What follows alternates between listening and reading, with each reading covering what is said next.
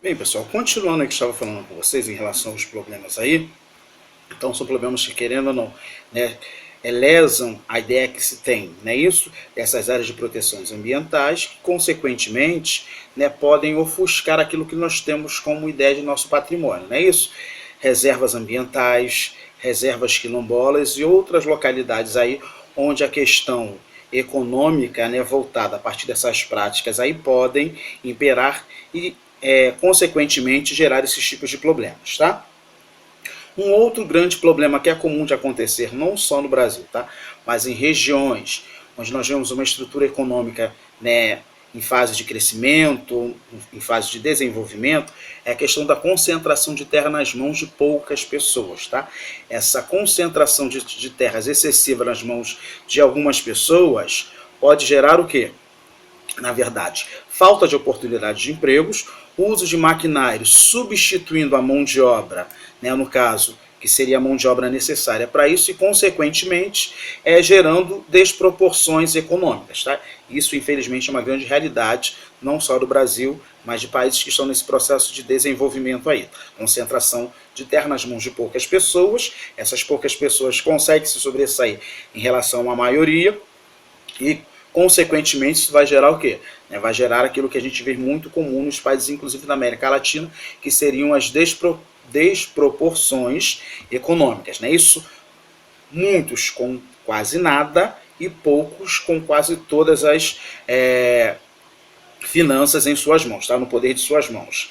Um outro grande problema que infelizmente é comum de se acontecer nas áreas rurais, tá? É a questão da baixa escolaridade. Página 187 do livro de vocês vai retratar um pouquinho disso. De que forma, tá?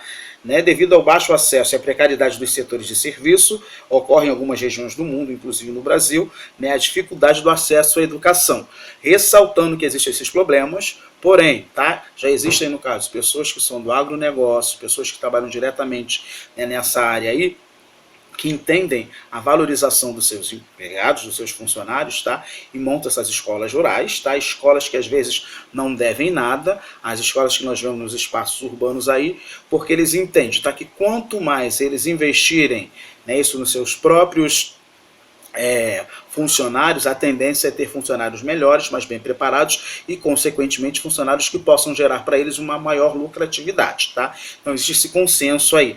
Né? Infelizmente, na maioria dessa questão da baixa escolaridade, porém, já existem algumas realidades diferenciadas. Tá? Inclusive no Mato Grosso, tá? Uma região do agronegócio importantíssima, tá? Onde nós vamos ver as atividades, né, do agronegócio se destacando com muita, né, facilidade, se destacando, na verdade, com bastante êxito, e também essa consciência desses grandes empresários aí entendendo que a educação está ligada, na verdade, né, isso, a formação dos seus funcionários. Esses funcionários bem formados, consequentemente, vão gerar para eles, né, isso, uma alta lucratividade, né, com maior peso, que consequentemente gere para eles uma maior lucratividade.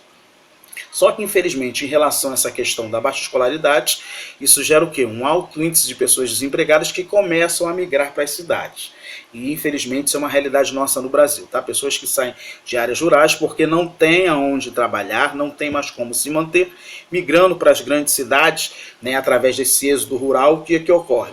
Né, essa busca maciça e muito grande, né, nas grandes capitais do país, inclusive aqui, né, no caso do Rio de Janeiro e São Paulo, Rio de Janeiro, São Paulo e Minas Gerais, onde não se consegue emprego para todo mundo. Tá? Dada essa grande quantidade de pessoas que migram do interior, né, isso que migram das áreas rurais para as áreas urbanas.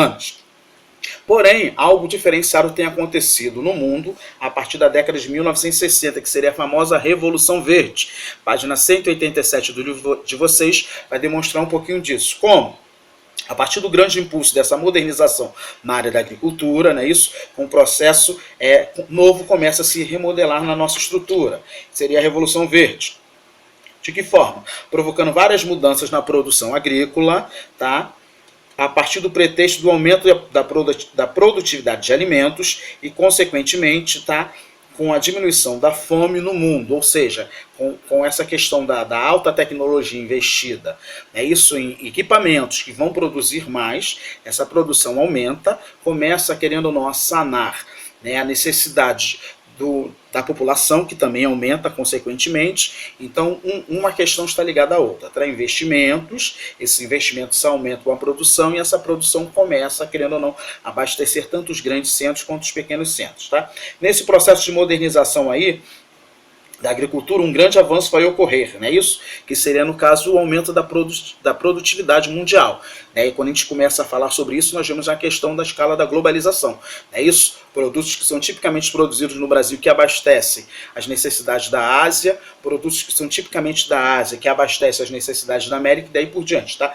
Então essa Revolução Verde, ela proporcionou isso, tá? O aumento da produção, que consequentemente vai chegar às necessidades, né, da população, que está cada vez maior, e consequentemente a ideia que se tem é que se diminua a questão das desigualdades e da fome no mundo. Tá? Essa seria a grande ideia dessa Revolução Verde, não é isso? Tecnologia ligada a uma industrialização melhor, que vai ser colocada nos meios rurais, que vai produzir mais, e essa produção vai conseguir atender a demanda do mundo, que seriam as necessidades. Tá? No entorno dessa Revolução Verde aparece aquilo que a gente conhece na atualidade como agronegócio. É